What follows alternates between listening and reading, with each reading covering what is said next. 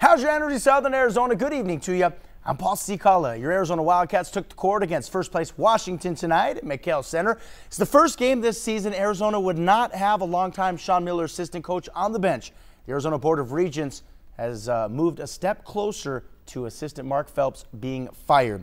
Now, one assistant coach down, hopefully no problem for the Cats, who would hang with Washington all throughout the first half, but not before Washington started off with a 5-point lead. This is Matisse Thybulle knocking down the three. Yes, sirree. But then, how about big man Chase Jeter for Arizona? Making it happen, Captain. He would bust out with the Wildcats' first 8 points. In fact, another Wildcat didn't get on the scoreboard until nearly a quarter of the game was over with. That's right, almost 10 minutes in. How about Dylan Smith? The shot clock winding down. He throws up a prayer. Boom! Still, Washington would lead 29-28 at the half. Now to the second half, UDUB flexes its muscles. This is his layup by David Crisp. He was one of 5 Washington players in double figures. Arizona falls 67-60 in a game that saw multiple season ticket holders actually leaving early. When's the last time you've seen that at McKale Center? News 4 Tucson's Ari Alexander has been on campus all evening and joins us live with more from McKale Center.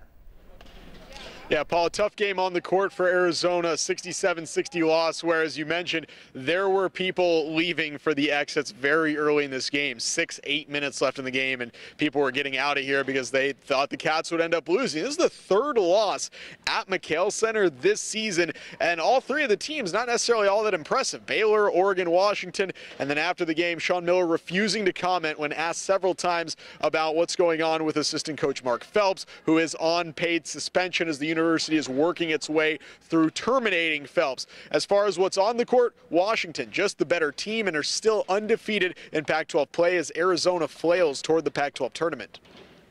I want to give Washington a lot of credit. They're 10-0 in our conference for a reason, and I think the last loss they had was on December the 15th, and there's a reason for that. They have an experienced group. They're an outstanding defensive team. And Washington State comes to McKale on Saturday, which I would normally say is good news, but they beat ASU by 21 tonight, so we will see. Reporting live from McKale Center, Ari Alexander, News 4 Tucson. Hey, thanks, Ari. Coach Adia Barnes and the Lady Wildcats are at UDUB as we speak. It's a battle for Seattle with the game just ending. And heck, even though Coach Adia Barnes is a U of A alum, Barnes also spent several years as an assistant coach with the Huskies in Seattle.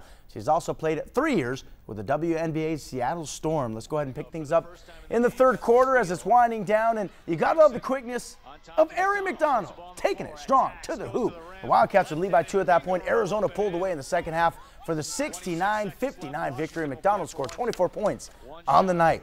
Hey, don't forget, Coach Jay Johnson and the Arizona baseball team will have a free scrimmage and then a meet and greet on Friday night. That's free as well. Gates open at 5 p.m. and the scrimmage begins at 6 p.m. It all goes down at High Corbett Field. And U of A infielder Nick Quintana has been named to the 2019 Golden Spikes Award watch list. It is presented to the top amateur baseball player in the country.